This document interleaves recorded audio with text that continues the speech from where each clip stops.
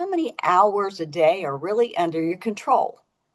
Because when you think about it, this is really what we have to work with, isn't it? So, did you know that about 40 to 45% of what we do every day, like it or not, our daily routines are a reflection of who we are, or at least who we're trying to become or want to become. All right. So today's short aims at helping you look beyond immediate goals and focus on that long term trajectory of establishing habits and routines that can serve us best. All righty. So this session isn't about upping your grit or your determination or building up on that willpower to help you create or stick to the habits that you want. Because we know that grit, determination, and willpower are all exhaustible resources, right? They're going to fail us when we get tired or when we're stressed or we don't have any motivation left at the end of a very busy day. So instead, we're going to look at the behavioral change mechanics of setting successful routine habits. And we'll use a combination of research from both Charles Duhigg and James Clear. They've done an awful lot on this front at looking at designing our daily routine behaviors and how to automate the successful habits that we do have in our life. So let's jump in. Going to ask for you to participate in an anonymous poll. And if you're watching this after the fact, the poll asks the learners on the line, what area of your life do you want an upgrade in, right? Or what area would you like to see improvements most in your life? And the poll provides these areas for options: health and wellness, financial security or wealth, relationships, both personal and or professional, personal growth. And if none of those options in the poll are there, put it over in chat and let us know. Good. So those are the areas that most people usually try to set goals around. And so what I would ask you, no matter what area that you selected on the poll or put over here in chat, is are you taking steps, any action steps to get yourself closer to those upgrades or those improvements in those areas? Are you doing anything right now towards that area? Do you take steps to get closer to or further away from those routine habits that you do want? And then finally, are your habits fitting for the season that you're in your life? Because what I might suggest is a lot of times we hang on to those same habits and routines that we've just kept throughout life. And some of those are good and they serve us well. But so, for example, if you had certain routines and habits or goals that you set back in junior high or high school, they may not be applicable at this stage in your life. You know, if you're scrambling to climb a career path or you've got a newborn at home that you're trying to raise or whomever, just think about the timing in your life or the season and are the goals that you have fitting to where you are right now in your life. And if not, maybe you give yourself a little grace and consider changing some of those things up. But keep your choices in mind on those areas that you want some improvement or upgrades in, because we'll work towards those throughout today's session. Okie doke. These are the training objectives that we'll focus on. We're going to recognize 3 steps in the habit loop, right, that James Clear and Charles Duhigg talk about. We're going to look at executing 4 strategies for successful behavior change, or those behavior change laws. We'll learn about keystone habits and habit stacking and pick up some final tips for building better habits. So that's where we are, and let's get started. We're going to start with some hard truth from James Clear. And check out this quote from him. You do not rise to the level of your goals. Rather, you fall to the level of your systems. And you might be thinking, what the heck is this? What's that about? what he's meaning is we can all set goals, right? We can set those lofty goals. Anybody can set goals. Winners and losers oftentimes have the same goals. But what happens is oftentimes we fall to the level of our systems or our routines, because if we don't have good systems or habits or routines in place, we're never going to be able to achieve those goals, right? So the difference lies entirely in our systems or those routine habits. So by designing repeatable daily habits, we can make successful habits an automated byproduct of our daily routine. Sounds good, doesn't it? Well, let's take a look at these habit loops that I referenced, all right? So there is a handout available. Put that in chat. It'll be available also on the PDU site if you're viewing this later. So I encourage you to download that handout and follow along as we go through, thinking of that habit that you want to improve or set in place, maybe improve, all righty? So let's talk something. You can walk along through that handout as we're going is what I'm talking about. So what is a habit? Let's think about that. It's actually something that's done regularly, repeatedly, right? And actions and behaviors that you've established as an automated fixed routine. It's something that maybe doesn't require thinking. Habits oftentimes are almost a mindless action. We just roll right into it, right? Like brushing our teeth or getting dressed or how we tie our shoes. We tie our shoes. Do we really have to think, okay, cross right over left, pull tight, one bunny rabbit ear, loop it around another bunny? We don't necessarily need to go there, right? It's a habit. We know how to do it, right? So that's a habit. So what's a routine? If those are a habit, what's a routine? So routines are actually like a collection of repetitive habits that are strung together, right? So systems, routines, and habits can all work for us or against us. Charles Duhigg, this is a picture of him in his book, right? So Charles Duhigg, his research reveals that every habit goes through a simple repetitive routine, and that's just that loop that we're talking about, all right? It's extremely difficult to break this routine. So let's take a look at it because, as we mentioned, there are those 3 steps. The first part of it begins with the cue.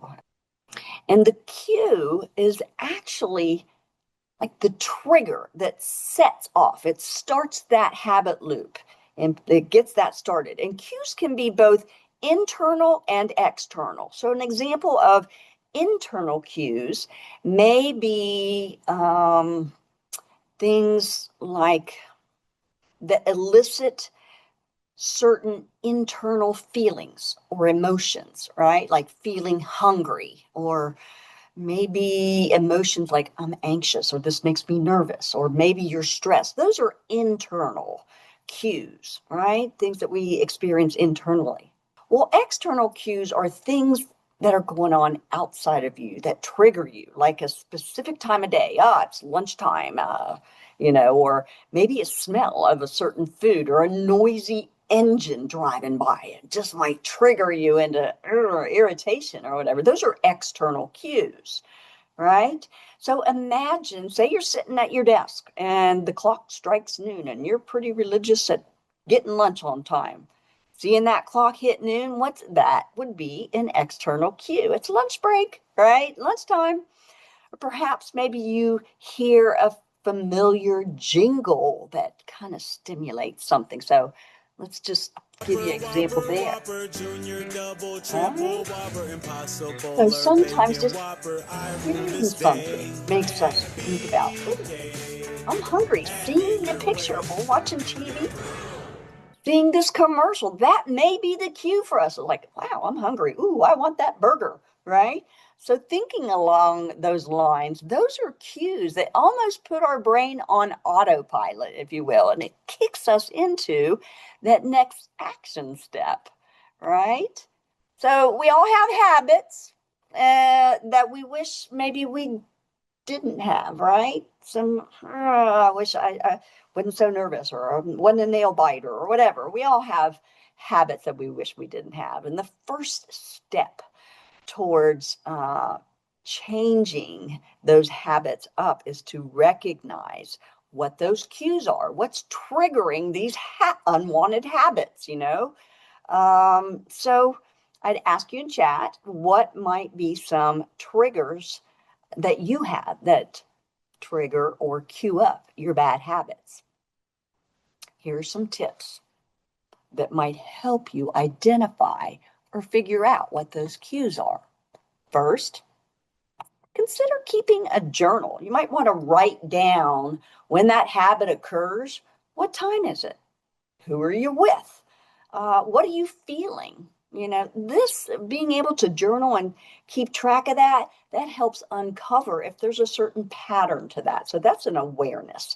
You might ask yourself why. Each time you feel the urge to engage in that unwanted habit, what is it you're doing? Are you bored? Are you angry about something? Or are you excited about something, right? So digging deep can actually reveal some insights to that. And then finally, look for patterns. That's that third way to identify cues.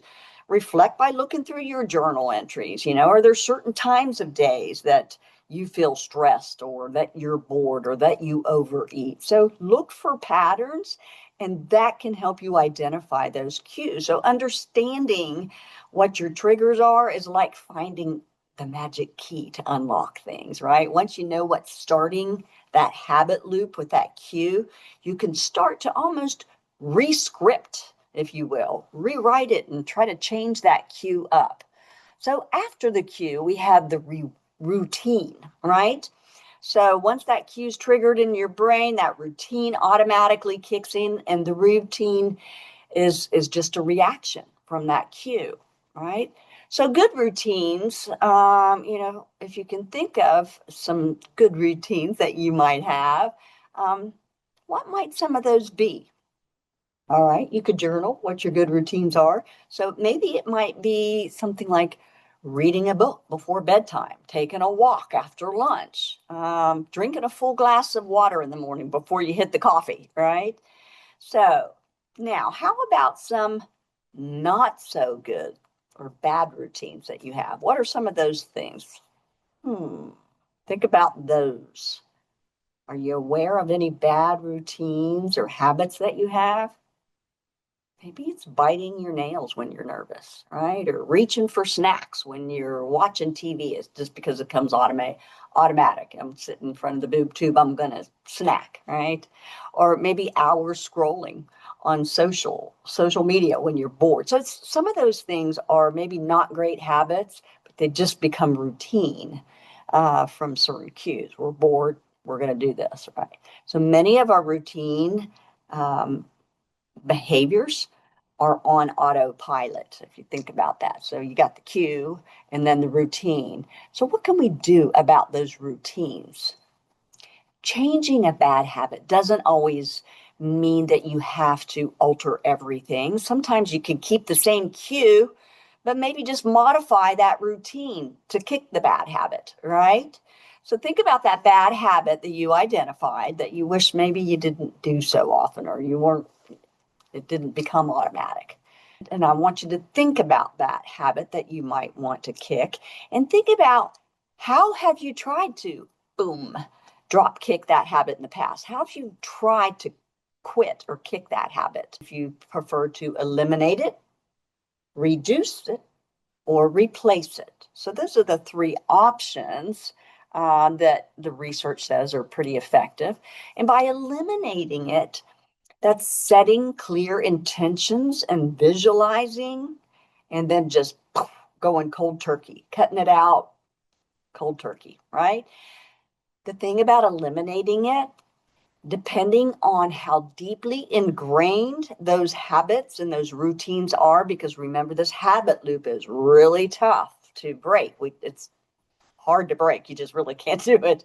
But according to the National Library of Medicine, this eliminating strategy can take a minimum of anywhere from 6 to 20 attempts. So eliminating it can take a while, right? I mean, even if you're trying to go cold turkey, 20 attempts is pretty many times. Or you could try reducing it. And that's really like the second most effective strategy about trying to kick a bad habit. We gradually, it's referred to as titrate, and that's cutting back gradually that habit. So if you were a smoker and you used to smoking a pack a day, instead of having a full pack a day, maybe you cut down to 10 cigarettes a day, and then maybe 5 cigarettes. So you're just gradually reducing it. And that's the second most effective way of kicking a bad habit. But the most effective way of kicking a habit is to replace it. And that means you're swapping out and changing out your routine. So you, instead of doing the bad routine, you replace it with hopefully a positive routine or habit, right? So if you're used to going out at 2 o'clock for a cigarette or smoke break, you can still go out at 2 o'clock, but maybe instead of smoking, you take a walk around the block, or maybe you sit and take 5 deep breaths at your desk, right? So you replace it, because remember, that habit loop is really difficult to break. So replacing it, that's scripting it. You're going to have more effect with that approach in trying to modifying your routine and changing it up. It can feel unnatural at first when you think about it, but over time and with repetition, the routine habit becomes, I don't know, like second nature, right?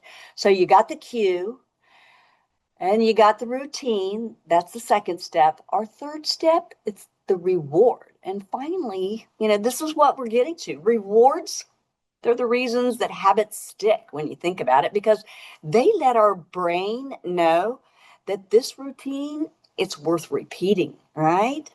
So rewards can be tangible, right? Something tangible like, after years of college, getting that diploma in hand, that's a tangible reward, right?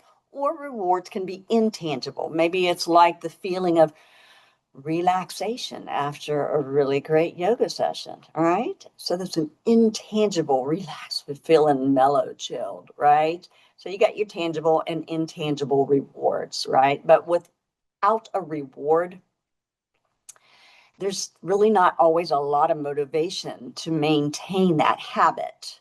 So if you can think of some of the rewards that you've used, whether it's tangible or intangible that you have in place, and think if it's a habit that you're wanting to strengthen, is that reward working for you?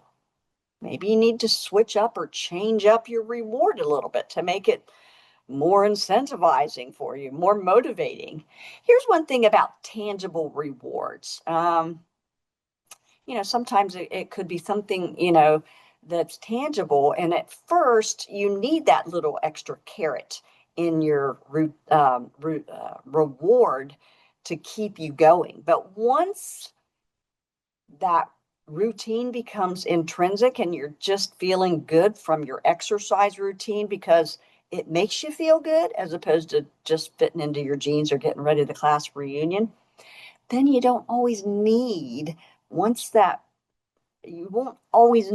tangible reward once it becomes intrinsic. So, those are things to keep in mind. Rewards initially can be really, really helpful until you get that routine down pat, and then maybe you could phase back some of those rewards. But initially, those rewards are going to keep you coming and keep you motivated, right? So why would rewards be important? I want to think about that, other than I just gave you the answer to that. Keeps you motivated, right? You pick the right ones out, they can certainly significantly influence whether your habits stick or hold, right? So consider this. Here are some things to keep in mind when it comes to rewards. You want to ensure that the reward is immediate. So try to do it quick. The faster that reward follows that positive behavior and that new routine, the stronger the habit's going to become. You want to be sure also that you're celebrating the wins, especially those small wins when you're getting started.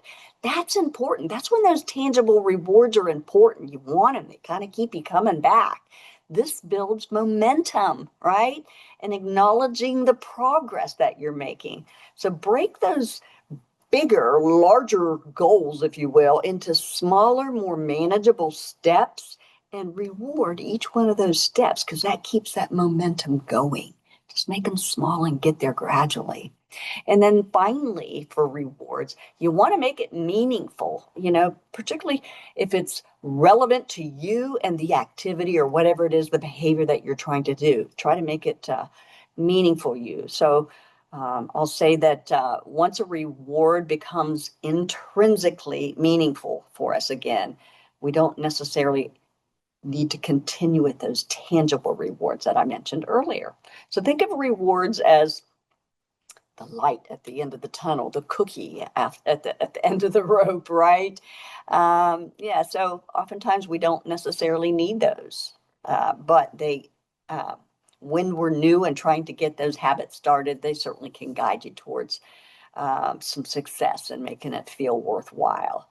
Changing habits doesn't have to feel like a big uphill battle, you guys. Understanding these steps in that habit loop, the cue, the routine, and the reward can be very helpful as you're learning to rescript and change up or tweak your habits if you're not having the success that you want. Okay?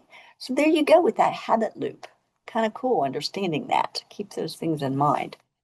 Secondly, now we're going to get that next objective of the 4 strategies or the behavior change laws. Let's see how they can help us with our behaviors and setting up good routines, right? So on your handout, what I want you to do is jot down that habit that you want to improve or get into place, those ones that you want upgrades in, right? And use this as we're walking through these different laws of behavior change. So there's 4 different laws, and the first one is you want your behavior to be obvious, or you want that cue to be obvious to tell you, oh, we got to get going. Let's make this happen. You want that cue or trigger to be totally obvious. Then you want to be sure to think about how can I make this routine or my habit fun or attractive, enjoyable so that I want to do it, right? How can I make this routine easy so it's not feeling like a major battle that I'm not going to have any success or I can't do it? So make your cue obvious, make your routine attractive and easy. And then that third step of the loop, which is really the 4th behavior change law, is the reward. How can I make this reward and this behavior satisfying, so that you want to do it and you hate missing out on doing it? So those are the 4 behavior change laws. Let's dig into this a little bit more. So hopefully you put down something on your handout that you wanted to work on and build.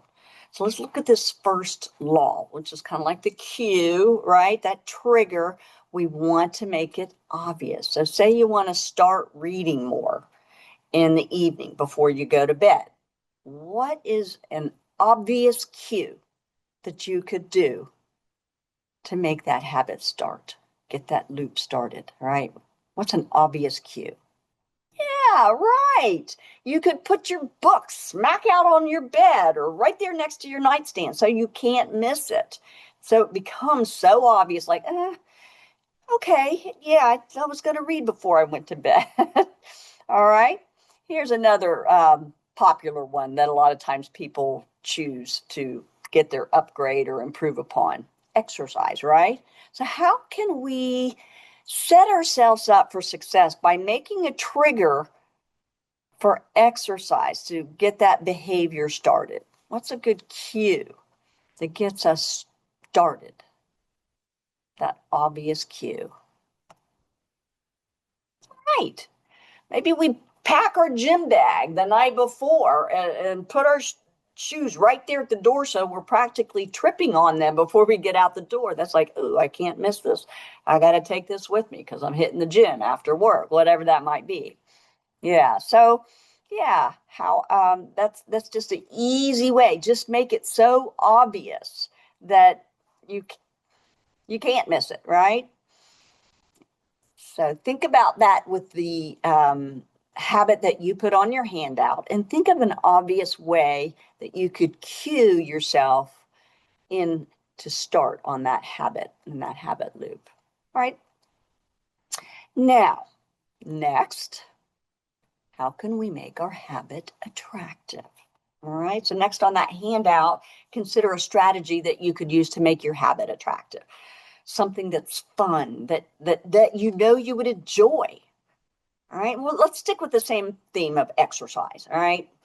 How can you make exercising attractive or fun? So if you're doing the exercise, you want to pick something that you actually like doing. If it's something that you dread doing, are you going to stick with it? Probably not. Maybe a week and you're out. I don't know if you last that long. So you don't want to lift weights, but you're going to the gym. You don't know how to use equipment. You feel stupid because when you get there, you don't know what to do or how to use this thing, nor do you even know anybody. So is that going to be attractive? Probably not. But there are some things that you could do to make it more attractive, right? Maybe you could listen to some music or a podcast while you're working out. Use some headphones if you've got them. Maybe you could try a class or join, get other people that you know, somebody else to go with you. Got a buddy, right? Maybe you could get on a piece of cardio equipment like you got there on the screen, and while you're walking, watch other people, see how they use some of that equipment so you could learn how to use some of those things. So there are lots of different ways that you could make it attractive, right? So think about those according to the behavior that you're wanting to get solidly into place and how you can make that more attractive. Now, the next law or the next pillar, right, is think of how you can make your habit. What strategy would you use to simplify it? As if, particularly when you're getting started, say you wanted to start, I don't know, with the wellness routine. Say you're going to start taking vitamins, right? How could you make that habit, taking your vitamins regularly, an easy action?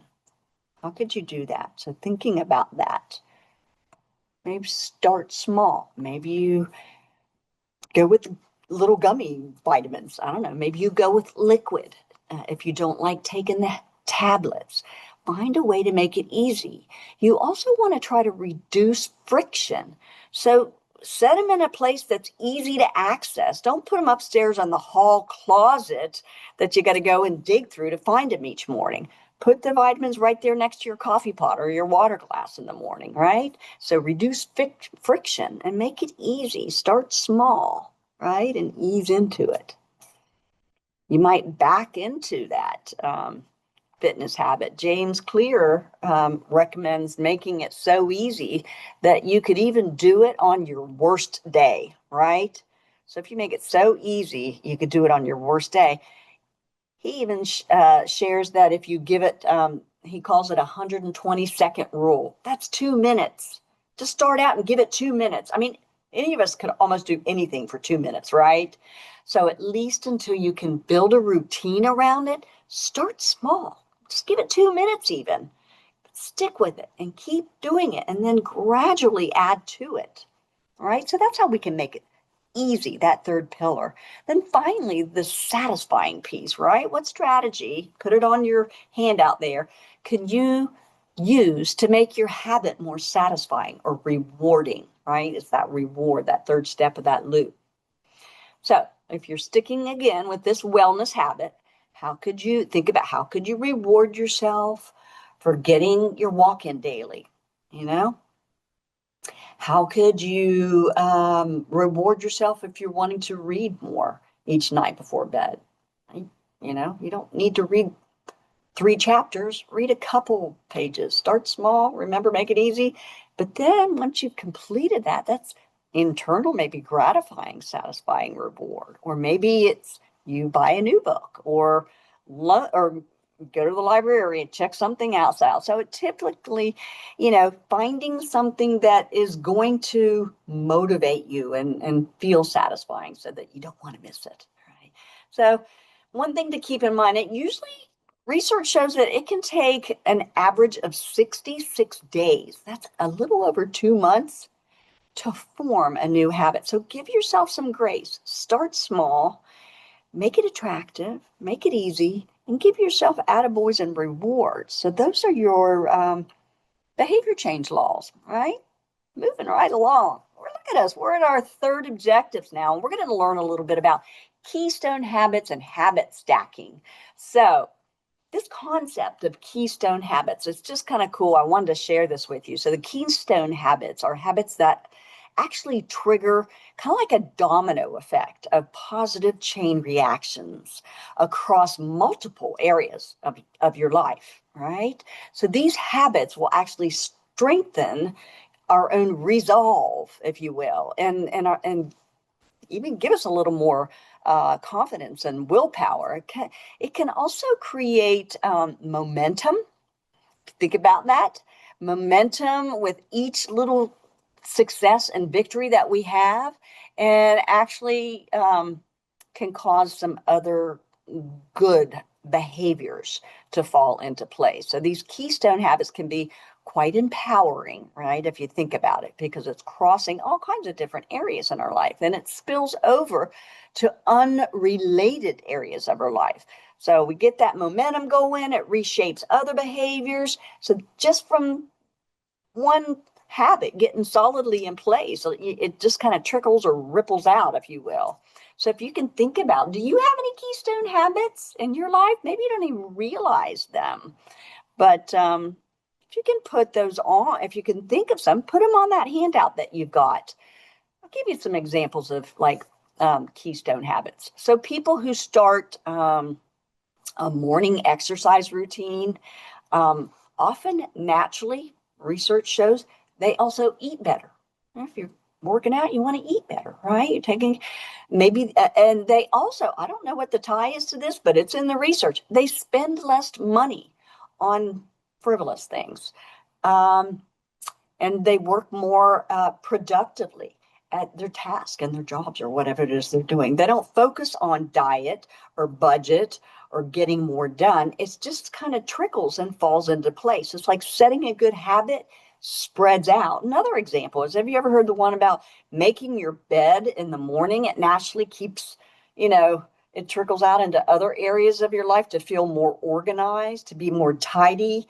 It can reduce mental clutter, and it promotes us to have better rest, if you believe that. So those are examples of some keystone habits. I just think it's really such a cool concept. Had to share it in this summer session with you. All right, here's another cool thing to think about. It's habit stacking. And I don't know if you guys have done this before, but if you think of a positive habit that you already have in place that works for you, right? You're already doing it. So when you think of that positive habit, when habit stacking, some people refer to this existing habit that you already have as an anchor habit, right? So habit stacking is actually the fastest way to build new habits because you stack it onto the existing positive anchor habit that you already have in place, all right? You're already doing it.